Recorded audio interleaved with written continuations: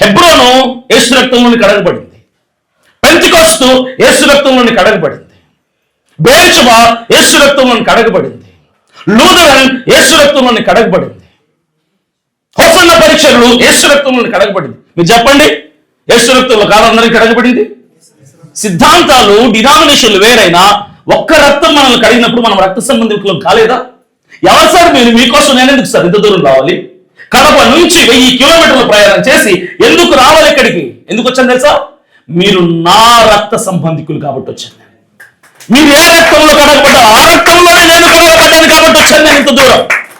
మీకు తెలిసినా తెలియకపోయినా మీరు నా అన్నదమ్ములు, నా కుటుంబ సభ్యులు, నా తోబుట్టువులు, నా ఇంటి బిడ్డలు అన్న ఆలోచన తత్వంతో నేను ఇంత దూరం వచ్చాను నేను ఇక్కడికి. క్రైస్తవులందరూ ఏకమవ్వాలి. క్రైస్తవులకి సమాధులతోటికి స్థలాలు కేటాయించడంలో పాస్టర్లు గుంపులు గుంపుగా ఫెలోషిప్లు, రాజకీయ నాయకులు చుట్టూ తిరిగి తిరిగి తిరిగి తిరిగి అలసిపోతున్నారు తప్ప పాతెట్టుకోవడానికి స్థలాలు లేవు మనకు. క్రైస్తవుల దాడులు జరుగుతుంటే ఒక ప్రత్యేకమైన చట్టం కావాలని నేను పోరాడుతున్నా ఈ రోజున.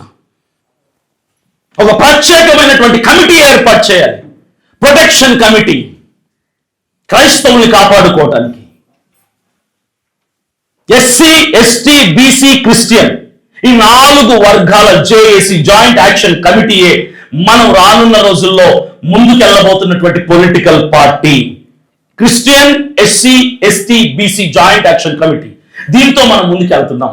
క్రైస్తవులమైన మనము ఎస్సీలని, ఎస్టీలని, బీసీలను కూడా కలుపుకొని ముందుకెళ్ళగలిగితే 1,70,00,000 మంది ఒక ఆంధ్ర రాష్ట్రంలో మన క్రైస్తవులు. మీకు తెలుసా విషయం? 2% అంటది గవర్నమెంట్. ఎందుకంటే తెలుసా 2% అని? ఎవరా 2% తెలుసా మీకు?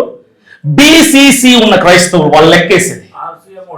ఆర్సీఎం వాళ్ళు బీసీసీ. నేను ఒక ప్రశ్న అడుగుతా, చెప్పండి, ఇక్కడ ఎవరైనా బీసీసీ ఉన్న వాళ్ళు ఉన్నారా? చేయతండి. ఇప్పుడు ప్రభుత్వం ఏమంటదంటే ఒకరున్నారు. ఇదనమాట ఆ 2% ఇట్లా. నేను కూడా కాదు, నేను ఎస్సీ. అంటే ఇప్పుడు ప్రభుత్వం ఏమంటదంటే మీరందరూ క్రైస్తవులు కాదంట. ఆ 2% మనం లేము.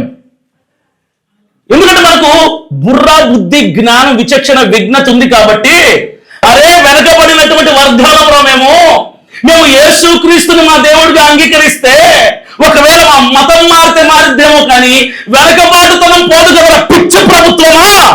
మా కులం ఎందుకు మారిద్ది?